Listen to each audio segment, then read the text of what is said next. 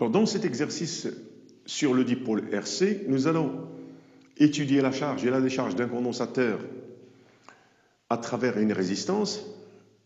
Nous allons établir les équations différentielles. Ensuite, nous allons chercher à exprimer les solutions de ces équations différentielles en UC.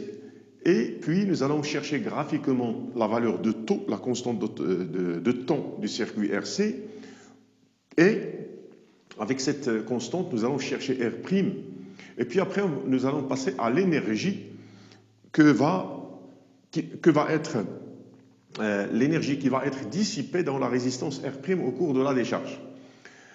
Alors, nous allons commencer par l'équation différentielle, par la première question, dans laquelle on demande d'établir l'équation différentielle en UC, mais avant, il faut placer bien les flèches représentant les tensions aux bornes de chaque dipôle. Alors, le circuit, d'abord, il est composé d'un générateur de tension, ça veut dire il délivre une tension constante. Voici son pôle positif, voici son pôle négatif, d'une résistance R, d'un condensateur de capacité C, d'un autre conducteur ohmique de résistance R', et d'un interrupteur qui peut être soit placé soit sur 1 ou bien basculé sur 2. Alors sur 1, il donne la charge du condensateur, le condensateur il est relié avec le générateur. Basculé sur 2, elle va être déchargée à travers la résistance R'. Alors l'orientation, nous allons maintenant considérer le circuit de charge, ça veut dire ce circuit. Celui-là, il est ouvert, donc R' ne participe pas dans ce circuit. Alors nous allons orienter le circuit dans ce sens, selon cette flèche, et nous allons représenter la tension en borne du condensateur et la tension en borne de la résistance en convention récepteur. Ça veut dire que UC est opposé à ce sens arbitrairement choisi et UR aussi opposé. C'est la convention récepteur. Et ici, dans ce cas, I, cette intensité de courant, elle sera positive. Ça veut dire parce que le courant, il va circuler, le sens conventionnel du courant, il va circuler du pôle positif vers le pôle négatif. Ça veut dire dans le sens d'orientation choisie. Ça veut dire qu'il sera positif. Alors, nous commençons pour établir une équation différentielle, soit en UC, soit en Q, soit en autre grandeur. Il faut toujours commencer par la loi d'additivité des tensions. Alors, je commence par la loi d'additivité des tensions. UC plus UR égale U. Et lorsqu'on ferme le circuit, alors U, c'est la valeur, elle est égale à la force électromotrice du générateur E. Et selon les conventions de signe qu'on a choisies, UC c'est Q sur C, où Q c'est la charge que porte cette armature vers laquelle vient I. Donc j'obtiens Q égale CUC, et I c'est dQ sur dt. I c'est la dérivée de la charge de cette armature. Donc I égale, je remplace Q par CUC, je fais sortir C parce que C c'est une constante de la dérivée. Donc au lieu d'écrire D de la dérivée de CUC, j'écris C DUC sur dt. UR. UR, c'est parce que je dois exprimer UR en fonction de UC. UR, il est opposé au courant, c'est la convention récepteur, donc UR égale à plus RI. Donc je remplace I par son expression, j'obtiens UR égale RC DUC sur dt, et je remplace UR par son expression, UC et U par son expression, j'obtiens l'équation différentielle en UC. UC plus RC DUC sur dt égale E. Ensuite, la question qui va suivre, c'est l'expression de la solution de cette équation différentielle. Ensuite, nous allons chercher à établir l'expression de la solution de cette équation différentielle de la charge du condensateur. Cette équation différentielle en UC, et pour cela, on vous propose, au cours de l'énoncé de l'exercice, que cette équation différentielle, elle a pour solution une fonction de la forme UC égale A exponentielle moins MT plus B. C'est une fonction du temps. Où A, B et M, ce sont des constantes et M, c'est un nombre strictement positif. Donc nous, on doit savoir chercher ces constantes A, B et M. Alors pour cela, on procède de 2 étapes. La première étape, c'est la détermination de B et M par l'équation différentielle. Ça veut dire que je vais remplacer UC et DUC sur DT par leurs expressions dans l'équation différentielle. Ensuite, je vais déterminer B et M. Puis après, dans la deuxième étape, je vais déterminer A par les conditions initiales. Je vais me placer à T égale 0. Qu'est-ce qui se passe? Voici ce que ça veut dire les conditions initiales. Alors, je commence par la détermination de B et M par l'équation différentielle. Pour cela, d'abord, je dérive, pour simplifier, je dérive d'abord UC par rapport au temps. Et cette dérivée, c'est la dérivée de B, parce que B c'est une constante, donc sa dérivée est nulle, plus la dérivée de A exponentielle moins MT. A, c'est une constante, exponentielle moins MT, sa dérivée c'est moins M exponentielle moins MT.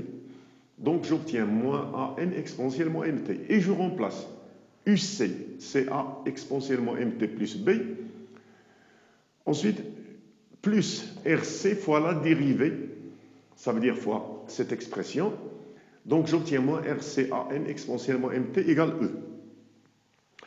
Donc, alors je vais rassembler les termes variables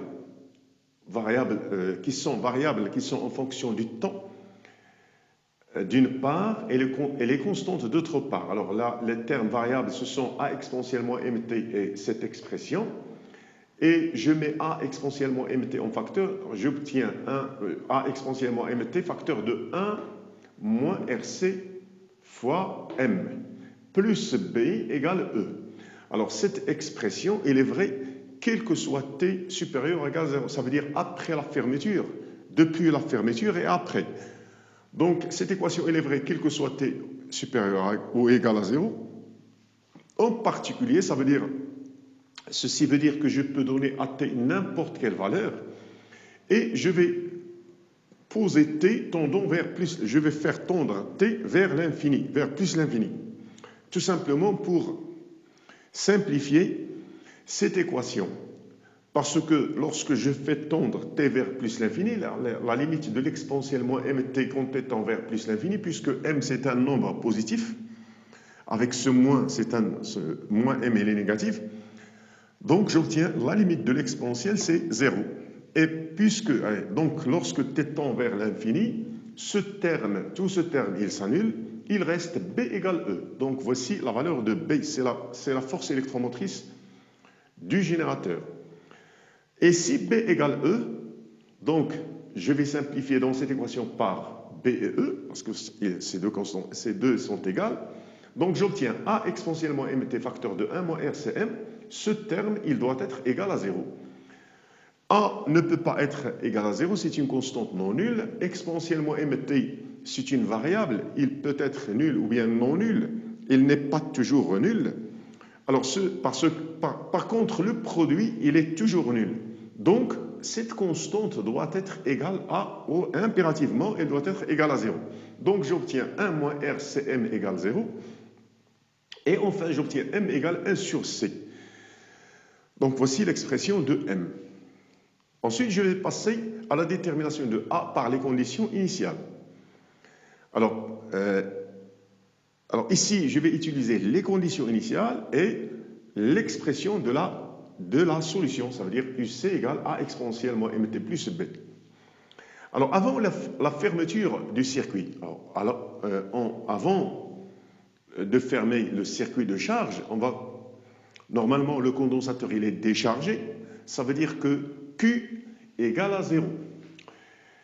Et puisque UC égale Q sur C, donc UC égale à 0. Alors ceci avant la fermeture, ça veut dire avant T égale 0. Et par continuité, alors ici j'utilise la caractéristique de UC, de la tension à borne du condensateur, c'est une fonction continue. Par continuité de UC, puisque UC c'est une fonction continue, Alors, à l'instant t égale 0, il était égal à 0, donc, et à l'instant t égale 0, il doit être égal à 0. Ça veut dire qu'il ne peut pas sauter de 0 à une autre valeur d'une manière discontinue. Donc, alors, avant la fermeture de ce circuit, UC égale 0. Et au moment de la fermeture, UC est encore égal à 0. Alors, voici ce que ça veut dire la continuité. Et voici pourquoi on l'utilise dans ce cas. D'autre part, à l'instant t égale 0, et selon l'équation de la solution, ça veut dire selon l'équation, si je pose t égale 0, j'obtiens a exponentielle 0, parce que exponentielle 0 c'est 1, donc j'obtiens UC à l'instant t égale 0 égale a plus b. UC de 0 égale a plus b. Donc j'ai trouvé l'expression de UC de 0 de deux façons différentes. Par continuité du UC et par l'expression de la solution UC de t. D'où, donc, puisque c'est la même chose, a plus b égale 0, donc a égale à moins b, donc a égale à moins e, parce que b est égal à e. Et enfin, j'établis l'expression de UC, je remplace a par moins e, et b par e, ça veut dire moins e exponentielle moins mt plus e, ça veut dire e facteur de 1 moins exponentielle moins mt. Dans la troisième question, nous devons attribuer chaque courbe au phénomène qui lui correspond. Ça veut dire, est-ce que c'est une courbe de charge ou bien de décharge du condensateur? Alors pour cela, nous allons partir du sens du courant, du sens conventionnel du courant électrique au cours de la charge du condensateur. Alors le courant électrique, il doit circuler du pôle positif vers le pôle négatif, ça veut dire dans ce sens. Ça veut dire que les électrons doivent circuler de cette armature vers cette armature. Donc cette armature sera chargée négativement et celle-ci sera chargée positivement. Donc cette charge Q, elle sera positive et croissante parce que le condensateur il est initialement déchargé. Donc elle sera positive et croissante. Et UC est égal à Q sur C sera aussi une fonction positive croissante. Ce qui correspond à la courbe numéro 1. Alors que, au cours de la décharge, il y aurait diminution de la charge Q, donc UC sera une fonction comme Q, qui est positive décroissante, il sera aussi positive décroissante. Donc la décharge va correspondre à la courbe numéro 2. Passons maintenant à l'expression de I de t au cours de la charge. Alors I, par définition, c'est la dérivée de Q par rapport au temps, à un instant t. Or, Q égale CUC, donc Q égale, selon l'expression de UC, c'est CE facteur de 1 moins exponentielle moins t sur RC. Donc I, alors CE c'est une constante, je la fais sortir de la dérivée, il reste la dérivée de ce terme, 1 moins exponentielle moins t sur RC. La dérivée de 1, c'est 0, il reste la dérivée de moins exponentielle moins t sur RC. Donc moins, je fais sortir moins 1 sur RC, et exponentielle multiplié par exponentielle moins t sur RC. Donc j'obtiens, enfin, je simplifie par C, et j'obtiens E sur R exponentielle moins t sur RC. Donc voici l'expression de I en fonction du temps au cours de la charge. Alors pour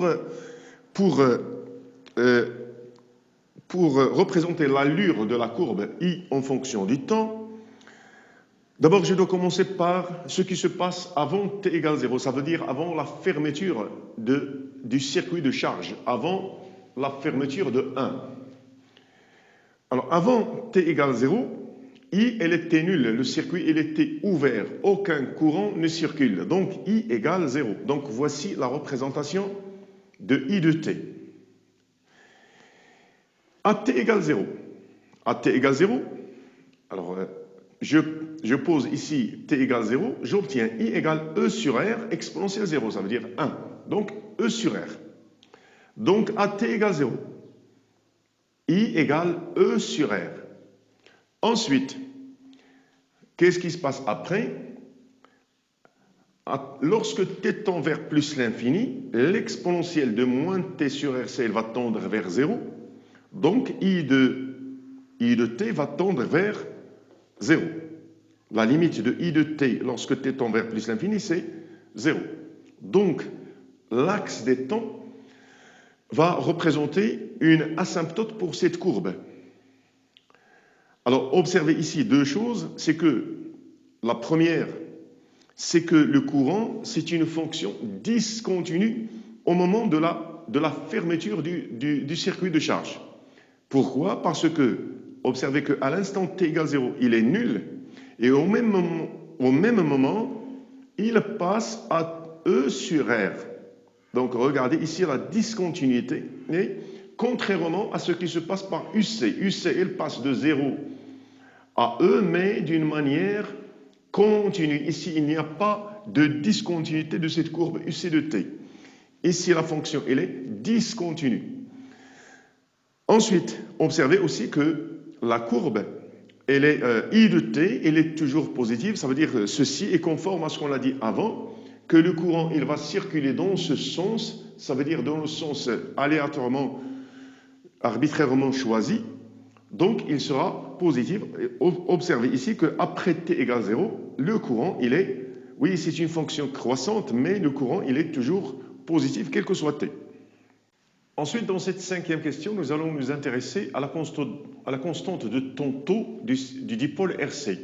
D'abord, la première question concerne l'expression de taux. Alors, taux égale RC à retenir. Taux égale RC, et l'unité, avant de parler de l'unité, nous allons parler de la dimension de taux. Alors, taux, il est homogène. Regardez l'expression, taux est homogène à un temps. Et j'écris le symbole comme ceci. Taux égale, alors ceci veut dire la dimension de taux. C'est un temps, égale t. Et l'unité, c'est la seconde dans le système international. Ceci, elle est démontré en cours. Alors, détermination graphique de taux. Alors, détermination graphique de taux, on va la déterminer à partir de la courbe UC de t. D'abord, on ne peut pas la déterminer à partir de la relation RSC parce que nous n'avons pas encore la capacité du condensateur. Graphiquement, on peut la déterminer par une méthode consiste à tracer si nous avons la tangente à la courbe UC de t à t égale 0. Alors cette tangente, nous l'avons pas ici, donc on va utiliser l'autre méthode graphique qui consiste à déterminer UC de taux. Ça veut dire on va se placer à l'instant t égale taux. Qu'est-ce qui se passe? Alors à l'instant t égale taux, UC de taux égale, j'utilise l'expression trouvée avant comme solution de l'équation différentielle, UC égale E facteur de 1 moins exponentielle moins t sur taux, et je vais remplacer t par taux, ça veut dire j'obtiens E moins taux sur taux, ça veut dire moins 1. Par une machine à calcul, je trouve que c'est 0,63, 1 moins exponentielle moins 1, multiplié par E. Et E égale 12 volts, pardon. Donc je trouve que UC de taux est à peu près égal à 7,6 volts. Ça veut dire que taux, c'est l'abscisse. Bon, sur la courbe, c'est l'abscisse correspondant à l'ordonnée 7,6. Donc je dois chercher sur la courbe 7,6 et son abscisse, c'est taux. Alors ici, il faut faire attention aux échelles utilisées pour le temps et pour la tension. UC de taux est égal à 7,6 volts correspond à... Alors, remarquez ici que je divise 7,6 par 0,4. Pourquoi? Alors, 4 volts. Ici, vous avez 4 volts. 4 volts, elle correspond à 10 divisions. Ça veut dire chaque division ici, elle correspond à 0,4. Je divise 4 par 10. Donc, pour trouver le nombre de divisions dans 7,6, correspondant à 7,6, je dois diviser 7,6 par 0,4. Ça veut dire le nombre de volts pour une seule division. C'est 19 divisions. Alors, 19 divisions, j'obtiens 19, 5, je cherche 19 divisions, 5, 10, 15, 19. Donc, voici 19 divisions. Et Donc 19 divisions, c'est la position, ça correspond à 7,6 volts. De la courbe, j'obtiens la position de l'abscisse de taux. Ici, le problème se pose inversement.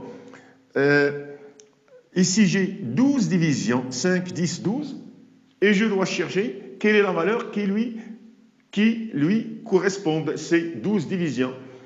Alors, pour cela, graphiquement, voici ce que je fais. Taux égal. Alors, vous avez ici 0,2 correspond à 10 divisions.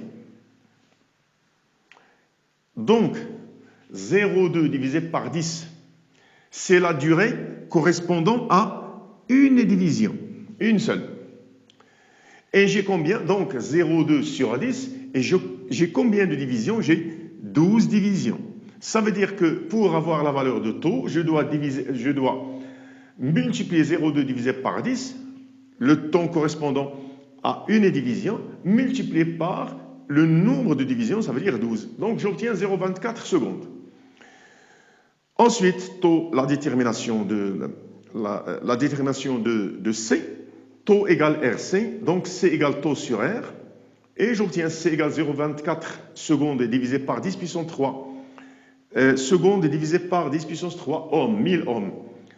On est dans le système international, donc C sera dans le système international, ça veut dire le farad, est égal 2,4 10 puissance moins 4, et si je veux la convertir en microfarad, je dois multiplier par 10 puissance 6, ça veut dire 240 microfarad.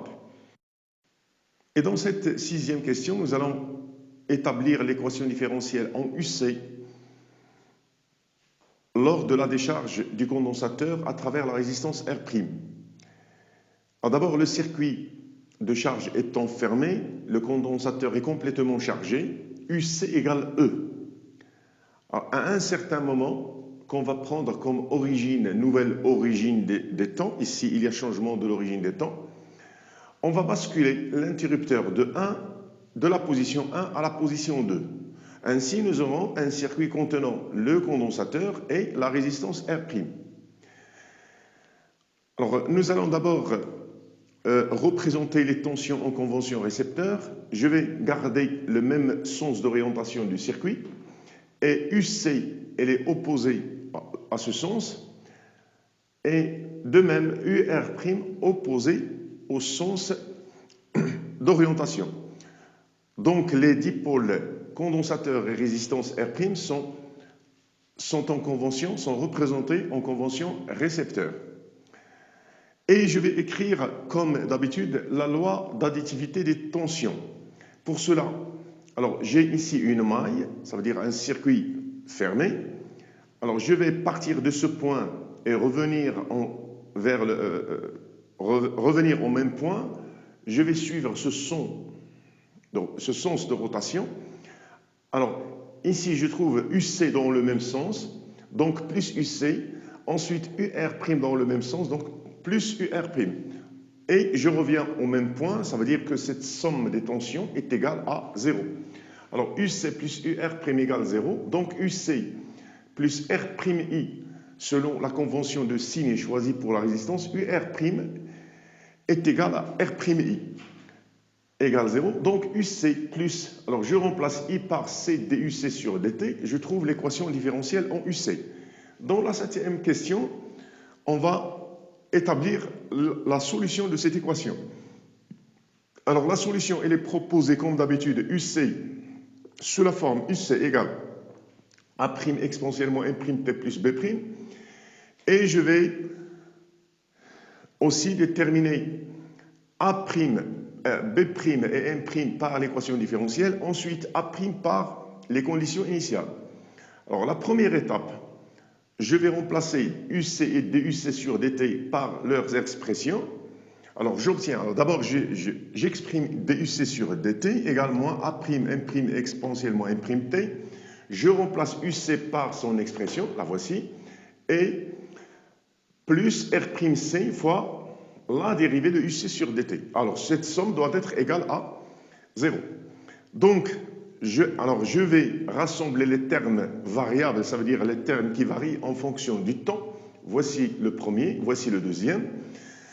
Donc, et je vais mettre A' exponentiellement M'T en facteur, facteur de 1 moins R'C M', plus B' égale 0. Alors, à ce niveau, je vais dire que cette équation, elle est vraie quel que soit t, supérieur ou égal à 0. Ça veut dire depuis la fermeture, depuis le basculement de l'interrupteur de 1 vers 2, jusqu'à plus l'infini. Alors, je vais, pour simplifier l'écriture, ça veut dire que je peux donner à t n'importe quelle valeur de 0 jusqu'à plus l'infini. Alors, je vais choisir t tendant vers plus l'infini. La limite de l'exponentielle de moins m'T quand t tend vers plus l'infini, c'est 0. Donc, j'obtiens B'. Alors, ce terme, il va être nul, parce que l'exponentielle est nulle. Donc, il reste B' égale 0. Ensuite, si B' égale 0, c'est une constante. S'il est nul, ça veut dire que ce terme, il doit être toujours nul, quel que soit t supérieur ou égal à 0. Donc, ce terme, il est nul. Et si ce terme est nul, ça veut dire que l'un des trois termes qui le composent, il est nul. A' ne peut pas être nul, c'est une constante non nulle. L'exponentielle, elle n'est pas nul, quel que soit t. Il n'est nul que pour t tendant vers plus l'infini. Donc, il reste cette constante. Cette constante, elle doit être égale à 0. S'il est égal à 0, ça veut dire que M' est égal à 1 sur R'C. Ensuite, on va passer à la détermination de A' par les conditions initiales. Alors ici, je vais insister sur le fait de la continuité de UC par de la continuité de UC, ça veut dire la continuité de la tension aux bornes d'un condensateur en fonction du temps, lors de la fermeture ou bien de l'ouverture du circuit. Alors j'ai écrit ici à l'instant t égale 0 par continuité de UC, UC de 0 égale E. Ça veut dire que avant le basculement de l'interrupteur, ça veut dire lorsque le circuit de charge était fermé, UC égale E.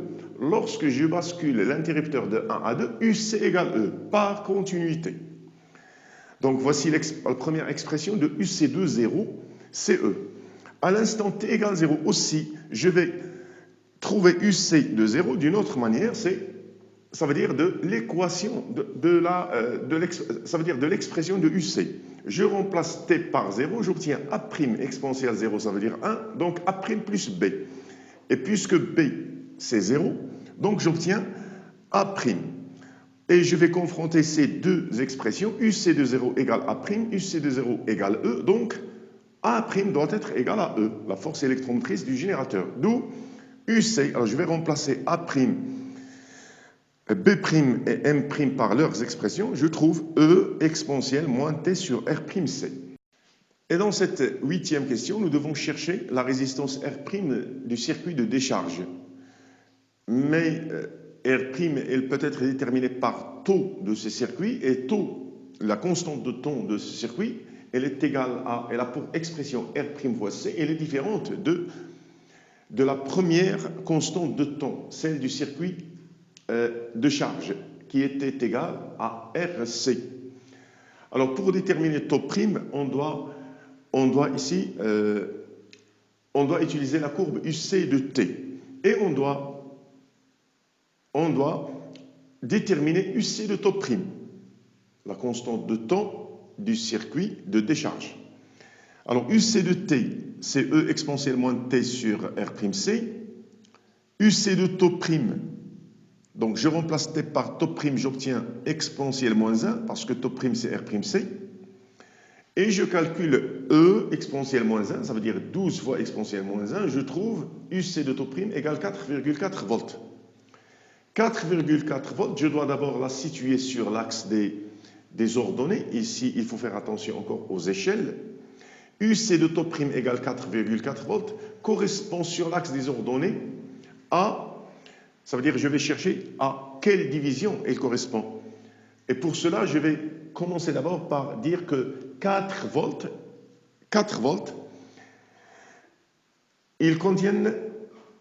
ces 4 volts contiennent 10 divisions. Donc chaque division, elle correspond à 4 divisé par 10. Si vous voulez ici, vous avez chaque division, c'est 0,4. Donc 4,4 volts divisé par 0,4 va donner le nombre de divisions correspondant à 4,4 volts. Ça veut dire que je divise 4,4 volts par le nombre de volts que représente une division. C'est le nombre de divisions, c'est 11 divisions. Donc je me place à la 11e division, c'est 4,4 volts. Et cette ordonnée, elle a pour abscisse top prime. Donc graphiquement, je détermine top prime égale, ici vous avez 100, donc cette division correspond à 25, donc ici j'aurai à peu près 125 millisecondes. Et si je détermine top prime égale, je peux calculer R' égale top prime sur C, et l'application numérique va donner R' égale 125 millisecondes, ça veut dire je dois la convertir en secondes, 10 puissance moins 3 divisé par 240, 10 puissance moins 6, 240 microfarads, 10 puissance moins 6 pour la convertir en farad. Et le résultat sera dans le système international, ça veut dire la résistance en ohms. Je fais le calcul, j'obtiens à peu près, approximativement 521 ohms. Ensuite, je vais chercher l'énergie dissipée par effet Joule au cours de la décharge. Alors, le condensateur, il est chargé, étant chargé au début. Il emmagasine une certaine énergie électrique qui a pour expression E égale 1,5 CE au carré. C'est l'énergie emmagasinée par un condensateur de capacité C sous la tension E. Alors, lorsqu'on ferme le circuit de décharge, toute cette énergie, elle va être dissipée dans la résistance. Donc, l'énergie dissipée par effet Joule, ça veut dire par cette énergie, elle va apparaître au voisinage de la résistance R' sous forme de chaleur. L'énergie dissipée par effet Joule dans R', c'est EJ, l'énergie dissipée, est égale à EE, ça veut dire 1,5 CE au carré. Et si je fais l'application numérique, C en farad, E en volts, je trouve E, l'énergie dissipée au cours de la décharge, dont R', c'est 1,8 10 puissance moins 2 joules.